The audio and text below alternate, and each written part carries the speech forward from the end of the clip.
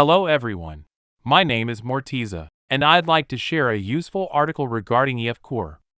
In this video, I will be explaining 10 useful tricks and tips for working with Entity Framework Core. These tricks will help you work more efficiently with EF Core and avoid some common pitfalls that developers often face. There's a lot to cover, so let's get started. Trick 1: Shadow Properties. Shadow properties are a great feature in Entity Framework Core that allow you to store extra metadata or data on your entities without having to modify the entity class itself. For example, you may want to track when an entity was last modified or who modified it. Doing this by adding properties like last modified date directly on the entity class couples your domain model classes too much to the persistence layer. With shadow properties, you can avoid this tight coupling by defining the shadow properties only in the DB context. Here's how it works. You define a shadow property by calling the property method on the model builder while overriding on model creating. This allows you to add the property only to the EF Core model without altering the entity class.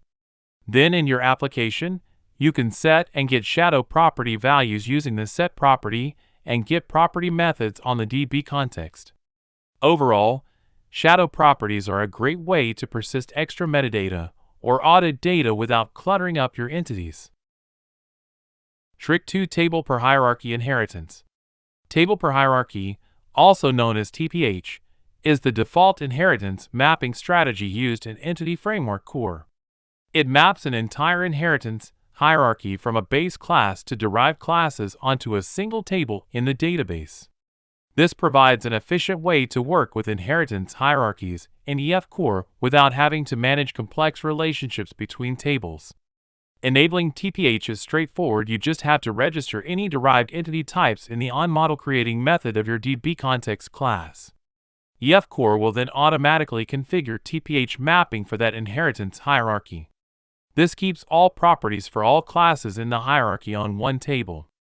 EF Core adds a discriminator column to track the type of each row. The benefits of TPH inheritance are simplicity and efficiency. However, a potential downside is that the table can grow very large if you have many derived types or a deep hierarchy. Overall, TPH is great as the default inheritance mapping in EF Core, but be mindful if you have a complex hierarchy. Trick 3: Eager Loading with Projections. Eager loading is commonly used in EF Core to load related data efficiently and avoid the N+1 query problem. However, sometimes you only need a few properties from those related entities. This is where eager loading with projections comes in handy.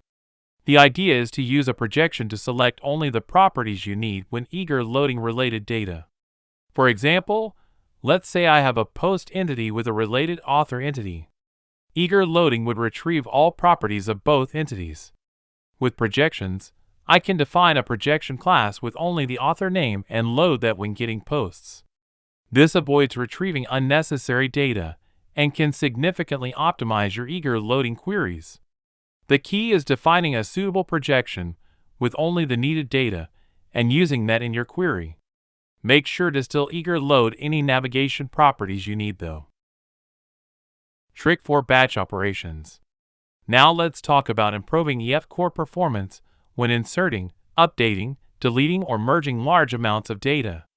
By default, EF Core executes each CD operation create, update, delete individually, resulting in poor performance with big datasets. This is where batch operations come in very handy.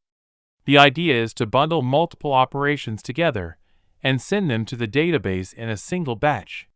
The EFCore.bulk extensions library enables batch operations in EF Core through bulk insert, bulk update, bulk delete, and bulk merge methods on the DB context.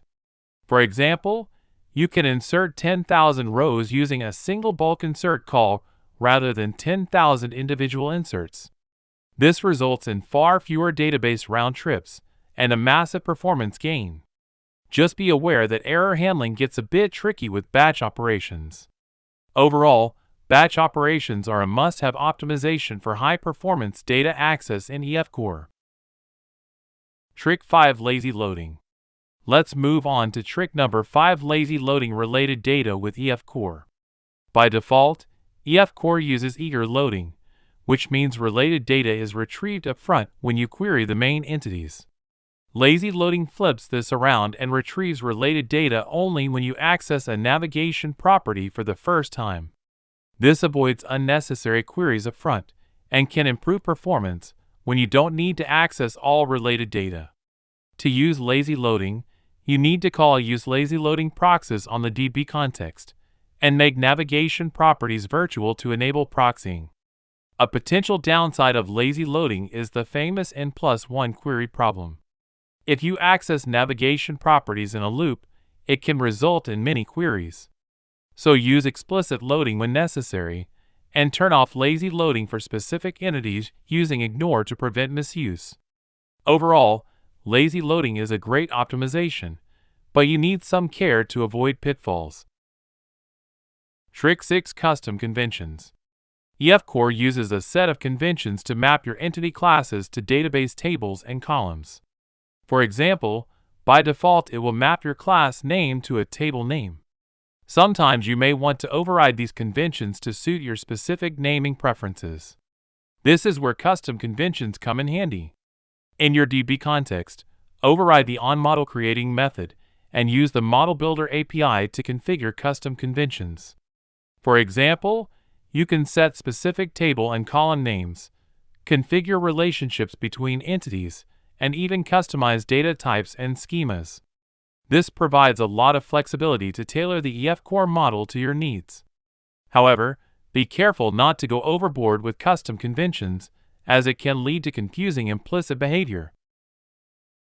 Trick 7: Event Listeners.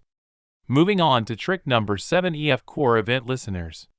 Event listeners allow you to tap into key events in the EF Core pipeline and execute custom logic when those events occur. For example, you can listen to events like query executed or changes saved to log all SQL queries or track changes made to entities.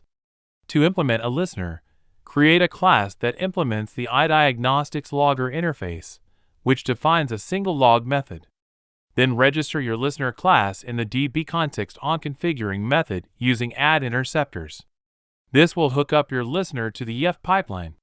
Just be mindful of your listener's performance impact. So in summary, event listeners are a great way to track what's happening under the hood in EF Core. Trick 8: Optimize Data Seeding. Next up is trick number 8: Optimize Data Seeding with Entity Framework Core. Seeding is the process of inserting test or setup data into the database. There are a few best practices to optimize seeding. First, use migrations to manage seed data. This keeps your seed data in sync with model changes.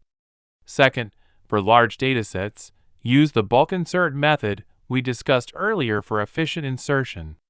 And third, leverage conditional compilation directives or environment variables to control when seed data is inserted based on the environment. Following these best practices will ensure your seeding process is robust and performant. Trick 9: Mapping Complex Types. Now let's discuss some tips for mapping complex types like collections and custom classes with Entity Framework Core. For complex owned types like addresses, leverage owned entity types to encapsulate them within the parent entity. For types lacking a natural database representation like enums, use value converters to map them.